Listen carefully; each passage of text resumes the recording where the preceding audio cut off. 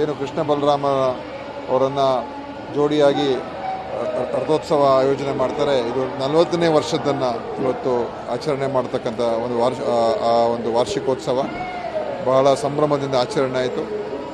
ಮಧುಪಂಡಿತ ಸ್ವಾಮೀಜಿಯವರ ಒಂದು ನೇತೃತ್ವದಲ್ಲಿ ಇಸ್ಕಾನ್ ಸಂಸ್ಥೆ ಬಹಳ ದೊಡ್ಡ ಮಟ್ಟದಲ್ಲಿ ಬೆಳೆದು ಇವತ್ತು ಸಂಸ್ಕೃತಿ, ಧರ್ಮ ಮತ್ತು ಆಧ್ಯಾತ್ಮ ಮತ್ತು ಸಾಮಾಜಿಕ ಸೇವೆ ಎಲ್ಲವನ್ನು ಕೂಡ ಅಳವಡಿಸ್ಕೊಂಡು ಜನರಿಗೆ ಬಹಳಷ್ಟು ಒಂದು ಬದುಕಿನಲ್ಲಿ ಸಾತ್ವಿಕತೆ ತರ್ತಕ್ಕಂಥ ಒಂದು ಪ್ರಯತ್ನ ಯಶಸ್ವಿಯಾಗಿ ಮಾಡ್ತಾ ಇದ್ದಾರೆ.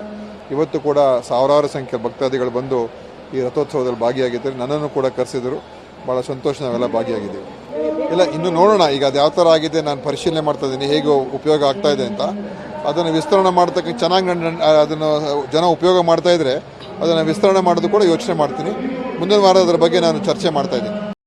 ಏನು ಕೃಷ್ಣ ಬಲರಾಮ ಅವರನ್ನು ಜೋಡಿಯಾಗಿ ರಥೋತ್ಸವ ಆಯೋಜನೆ ಮಾಡ್ತಾರೆ. ಇದು 40ನೇ ವರ್ಷದನ್ನು ಇವತ್ತು ಆಚರಣೆ ಮಾಡ್ತಕ್ಕಂಥ ಒಂದು ವಾರ್ಷಿಕೋತ್ಸವ ಬಹಳ ಸಂಭ್ರಮದಿಂದ ಆಚರಣೆ ಆಯಿತು.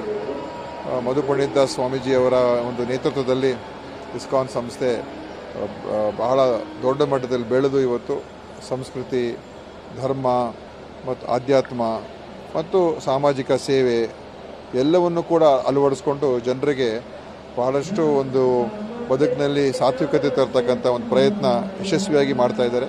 ಇವತ್ತು ಕೂಡ ಸಾವಿರಾರು ಸಂಖ್ಯೆ ಭಕ್ತಾದಿಗಳು ಬಂದು ಈ ರಥೋತ್ಸವದಲ್ಲಿ ಭಾಗಿಯಾಗಿದ್ದಾರೆ. ನನ್ನನ್ನು ಕೂಡ ಕರೆಸಿದರು. ಭಾಳ ಸಂತೋಷ, ನಾವೆಲ್ಲ ಭಾಗಿಯಾಗಿದ್ದೀವಿ.